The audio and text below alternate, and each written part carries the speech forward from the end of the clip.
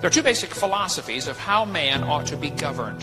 One is based upon evolution thinking, which says laws come from man's opinion. After all, if there is no God, then we must be it, folks. We better decide what's right and wrong. Rights are granted by the government, and the government should be the provider. Government should provide everything.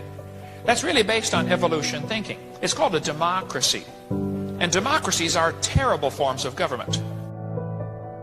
The other philosophy is what our founding fathers had, that creation is true, and laws come from the Creator, rights are unalienable, and the government should be limited to two things: punish evildoers and defend us from outside invaders.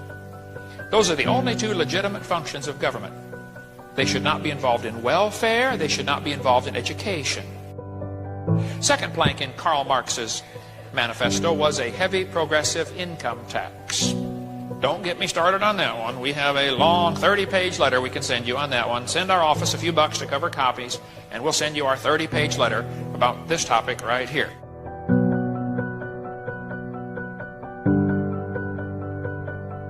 The third one was abolish the rights of inheritance. The Bible says a good man leaveth an inheritance to his children's children, and the wealth of the sinners laid up for the just. Number 4, confiscate property rights. 7:30 in the morning, January 28th, 2016, the San Diego Joint Narcotics Task Force broke down the front door with a sledgehammer, came in with their automatic weapons. About 18 came in the front door, about 10 came in the back door. They pointed guns at the heads of the employees that were there. They took all of our products, all of our computers, servers, laptops, business records, destroyed the place and just strew everything all over the floor and basically destroyed the company. Number 5, a central bank. You see, the rich folks wanted to figure out a way to get all of the money. They would like everybody in debt to them, so that when you work, part of your money goes to them, even though they didn't do the work. That's how debt works, isn't it? For centuries, the alchemists sought for ways to turn lead into gold. They failed. But the bankers discovered a way to do it. Start wars and finance both sides. After the lead stops flying, the gold rolls in as interest payments on the national debt. Did you know during World War II, U.S. debt rose almost 600%, Japanese debt rose 1,300%, French debt rose almost 600%, Canadian debt rose 400%. Debt to who? Who do we owe this money to? Here's to give you a little bit of the history of the love of money and how this ties in. Okay? In 1776, we fought a war with England and gained independence from England and from the Bank of England.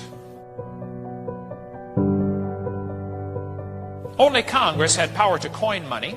Jefferson warned if the American people ever allow private banks to control the issue of currency, first by inflation, then by deflation, the banks and corporations that grow up around them will deprive the people of all property until their children wake up homeless on the continent their fathers conquered.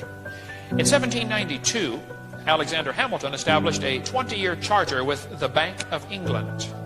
In 1812, renewal was denied and war broke out. England said, okay, charter's up, we want the colonies back. 1833, Andrew Jackson removed all money from the chartered banks and put them into state banks. In 1836, the rich men, the Rockefellers, Rothschilds, these kind of guys, had Mexico invade Texas, started a war to punish America for not keeping their money in his banks. In 1861, these same rich men helped create the Civil War to disrupt the economy. They wanted to create debt and get their power back. In 1861, the Industrial Revolution created great wealth in the hands of a few. You ought to read the book The Robber Barons for more on that. In 1907, banker J.P. Morgan deliberately created the financial panic to promote the idea of a central bank. In 1912, the communist, Marxist, Colonel House, he was in the Wilson administration, he wrote a book called Philip Drew, Administrator, to explain his conspiracy to establish a central bank and create a progressive income tax. 1913, Federal Reserve Act was passed and Federal Income Tax Act was passed. From 1920 to 1929, the bankers increased the money supply by 62% to create the Roaring Twenties. and brought people into the stock market. October 1929, the bankers called in their loans and sent the economy into the Great Depression. This was intentionally done. And then helped create the New Deal programs where they could loan the government money to rescue the economy. In June 1932, Congressman Louis McFadden gave his powerful speech to Congress, spelling out who had caused the Depression. On the third try, they finally had him assassinated. The rich men then tricked people into getting a Social Security number in order to get their benefits from the government. As usual, they created a crisis, the Depression, to encourage compliance. I have in my wallet a $5 Federal Reserve note from 1928. Look what it says here. Redeemable in gold on demand at the United States Treasury, or in gold or lawful money at any Federal Reserve Bank. I can trade this in for gold, or I can trade it in for lawful money. Isn't that what it says? You mean this is not lawful money? No, this is a Federal Reserve note. This is a debt note. This is not money. See, the note is evidence of debt, not money. The Coinage Act of 1792, which has never been revoked, defines a dollar as 25.8 grains of gold or 412 grains of silver. That's why a silver dollar was always the same size. It had to be 90% silver and had to weigh a certain amount. And it was a real lawful dollar. Section 5B of the Trading with the Enemy Act of 1917 was amended to include the citizens of the United States by and through their ability to own gold and silver as an enemy of the United States. In 1933, they said if you own gold, you're an enemy of the country. Everybody turned their gold in to the government. 1933. Here's the new euro currency. Notice the woman riding on the beast here in both the coins and the dollars. Revelation 17.